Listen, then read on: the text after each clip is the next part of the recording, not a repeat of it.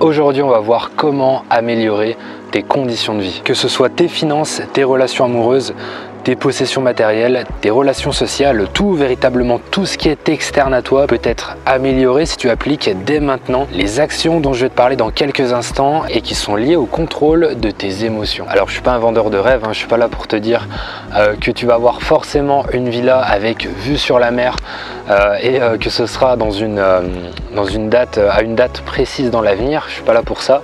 Je suis pas là pour te dire que tu vas avoir le job de tes rêves forcément, mais simplement pour te faire réfléchir sur des concepts qui sont pour moi extrêmement importants si tu veux avoir une vie meilleure. Et en quoi est-ce que je me sens suffisamment légitime pour t'en parler? Parce que même si la voiture que tu as vue en miniature, c'est pas la mienne, c'est un ami à moi, j'ai quand même vu personnellement que depuis que j'applique ces principes, ces actions dont je vais te parler, ça a radicalement changé ma vie.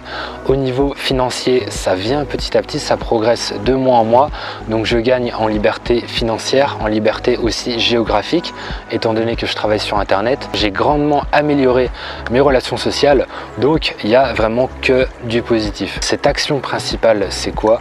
C'est d'investir en toi-même. Et quand on parle d'investissement, on parle aussi forcément de ressources pour investir. Et en termes de ressources, on parle quasi tout le temps d'argent. C'est vraiment la chose qu'on pense tout de suite, à laquelle on pense tout de suite, mais c'est pas le seul levier, c'est pas la seule manière d'investir pour progresser, c'est pas la seule façon d'investir en toi-même, parce que c'est vraiment ça, comme je t'ai dit, l'action principale, investir en toi-même, et après on va aller petit à petit de plus en plus en profondeur.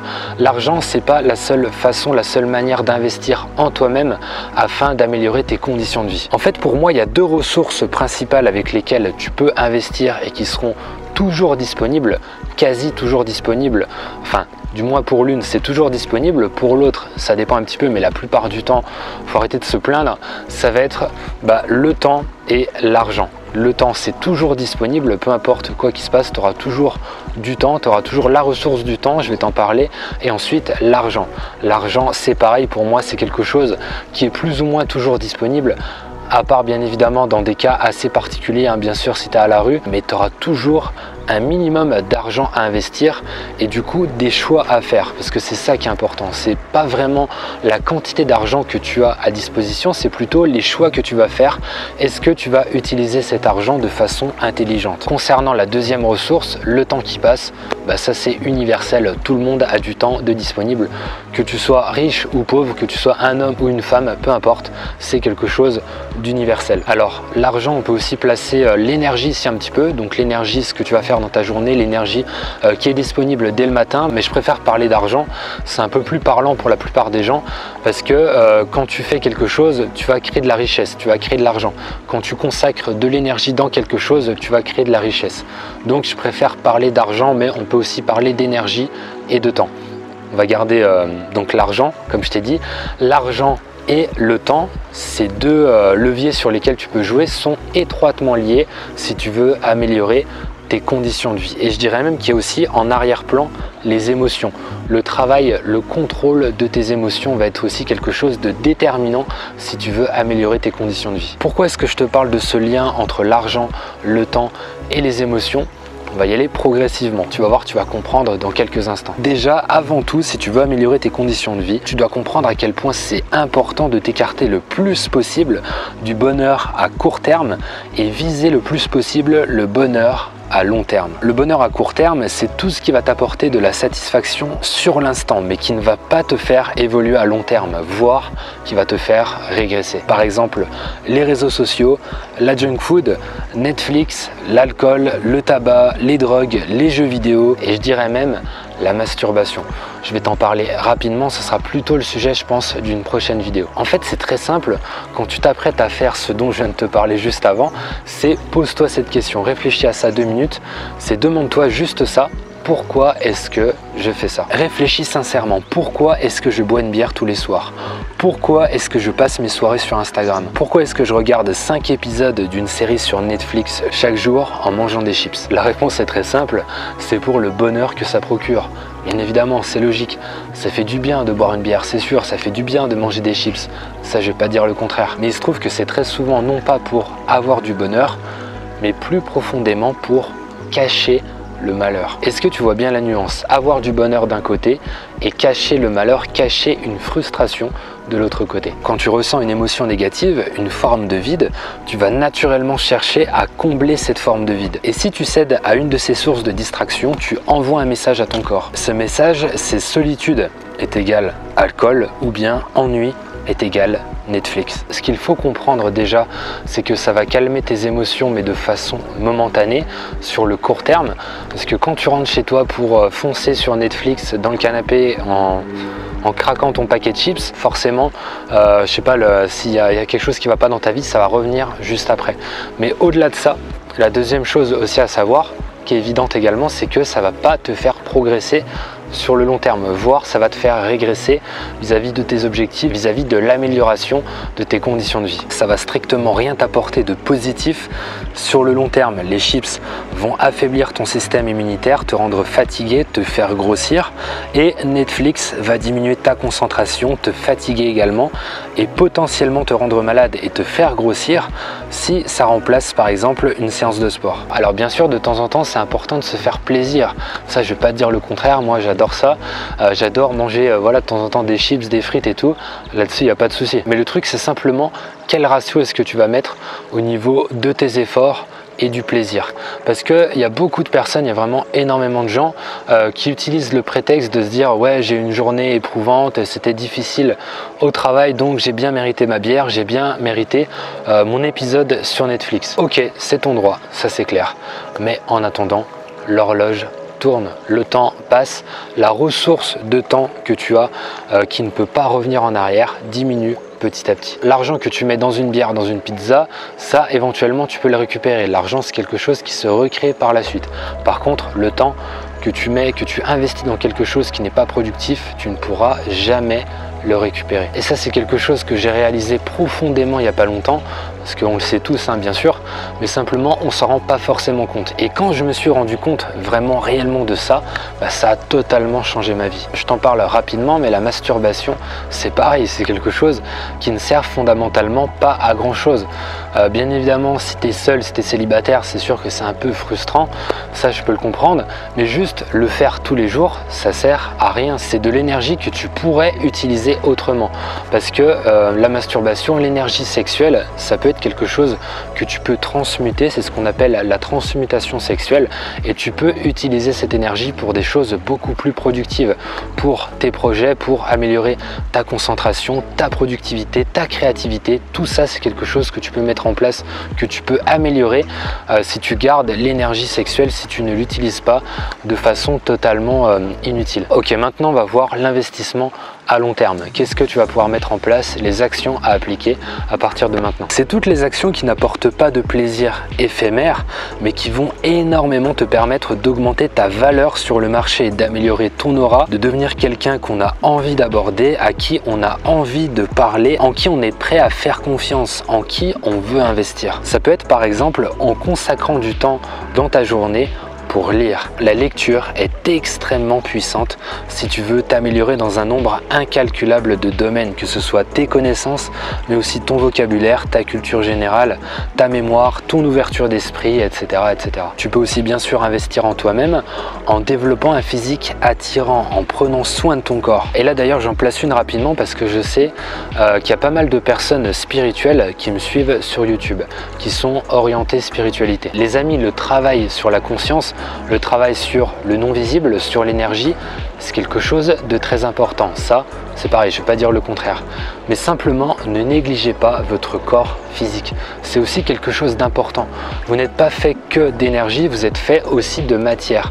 Vous incarnez un corps physique, c'est votre véhicule et c'est important, bien évidemment, de travailler sur les deux, de travailler sur le non-visible, sur la conscience et l'énergie, mais aussi sur le visible, sur la matière.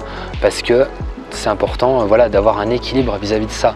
Toujours viser la voie du milieu. C'est pas forcément pour flatter ton ego, mais c'est pour améliorer ta santé, améliorer ta confiance en toi et te sentir plus heureux. Tu peux d'ailleurs toujours démarrer un de mes programmes mensuels, prise de masse vegan, perte de poids vegan, avec les repas, les listes de courses et les entraînements qui changent tous les mois. C'est disponible, le premier mois est offert et c'est sans engagement. Petite pub rapidement, ce sera en description sous la vidéo si tu veux démarrer tout ça. Il y a aussi autre chose de capital, c'est l'alimentation. C'est capital d'investir dans une alimentation de qualité si tu veux améliorer tes conditions de vie. Arrête la junk food, arrête tout ça parce que ça te détruit à petit feu. Encore une fois, de temps en temps bien sûr, mais simplement toute la semaine, c'est vraiment quelque chose qui va te tirer vers le bas. La nourriture saine, c'est de l'investissement à long terme parce que ça te permet d'avoir plus d'énergie, et qui dit plus d'énergie dit plus de productivité. Qui dit plus de productivité dit de meilleures conditions de vie. Toujours concernant les bonnes actions pour l'investissement sur soi-même, sur toi-même, tu peux aussi placer tout ce qui est non visible, tout ce qui est travail sur la conscience, tout ce qui va être méditation. Fais de la méditation, c'est vraiment quelque chose de super efficace parce que tu vas être beaucoup plus ancré dans le moment présent, tu vas arrêter de ressasser le passé, tu vas arrêter d'être anxieux sur l'avenir, tu vas être vraiment plus heureux et donc ça veut dire de meilleurs échanges, de meilleurs rapports avec les autres et ça va te permettre d'améliorer tes conditions de vie. Les personnes qui ont le plus de succès, les plus grands sportifs, les plus grands businessmen de cette planète font de la méditation. Est-ce que tu crois que c'est un hasard ? Personnellement, je pense pas. Le problème avec l'investissement sur soi-même, c'est que c'est beaucoup plus ennuyant, c'est beaucoup moins intéressant que d'aller tout de suite vers quelque chose qui va nous procurer du bonheur à court terme, comme je t'ai dit, l'alcool, les chips, etc., etc. C'est pour cette raison que je te disais que c'est extrêmement important de travailler sur la partie émotionnelle en profondeur. Tu dois arriver à maîtriser l'ennui, la frustration si tu veux améliorer tes conditions de vie. Parce que sinon tu vas foncer directement vers les réseaux sociaux ou d'autres choses qui vont te tirer vers le bas. Personnellement, ce qui m'a énormément aidé pour observer et canaliser mes émotions, c'est la lecture, la méditation ou la marche dans la nature. Petit à petit, les émotions négatives s'affaiblissent, elles vont pas disparaître, mais simplement elles s'affaiblissent, elles deviennent de moins en moins fréquentes, de moins en moins intenses et plus facilement contrôlables. Ok, maintenant pourquoi faire tout ça? Ça veut dire quoi améliorer tes conditions de vie? C'est très simple, je vais te donner un exemple concret, comme ça tu vas comprendre tout de suite. C'est tout simplement, alors j'aime pas trop parler de concurrence, mais des fois c'est plus parlant. Tu vas à un entretien d'embauche, le DRH devant toi donc a le choix entre toi, donc toi qui ne prends pas soin de toi, toi qui ne lis pas, qui ne fais pas attention à ton vocabulaire, qui s'en fiche, qui parle n'importe comment, qui s'habille de manière négligée, bien que j'aime pas trop juger, mais tu comprends où je veux en venir, qui ne prend pas soin de son corps, qui ne prend pas soin de lui, qui manque de confiance en lui. Donc le DRH a le choix entre toi avec cette version de toi-même et une autre personne qui elle prend soin d'elle, qui elle fait des efforts, qui elle met en place des actions qui vont la tirer vers le haut, qui ne passe pas toute sa journée sur les réseaux sociaux, qui lit, qui s'investit, qui est cultivé. À ton avis, qui est-ce que le DRH va choisir ? Je pense que c'est évident, c'est logique. Elle va choisir la personne qui s'investit, la personne qui prend des risques, la personne qui est prête à faire des efforts dans la vie pour s'améliorer. C'est quelque chose d'évident. C'est très important que tu comprennes que c'est pas une fatalité, c'est ta responsabilité, c'est pas une fatalité, c'est toi qui as créé tout ça.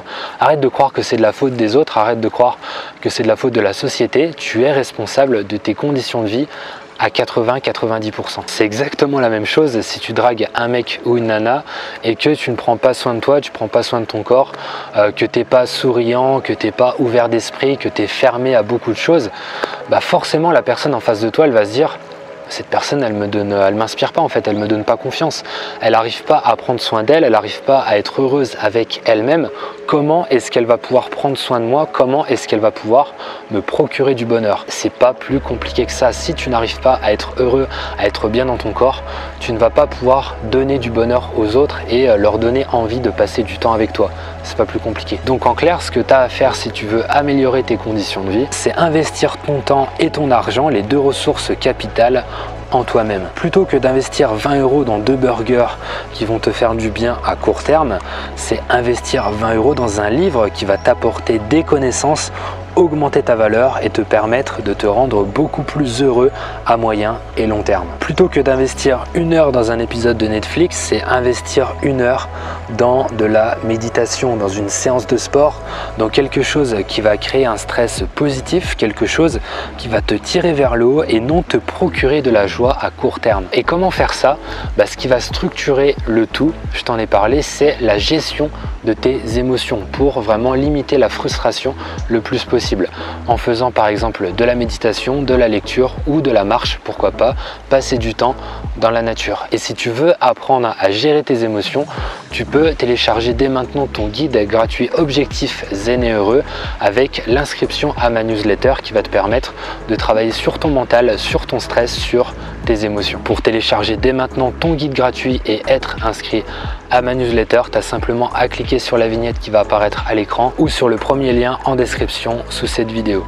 Entraîne-toi avec le cœur, mange avec le cœur et fais en sorte de reprendre le contrôle petit à petit sur tes émotions, sur tout ce qui peut te permettre d'améliorer tes conditions de vie, tout ça avec le cœur.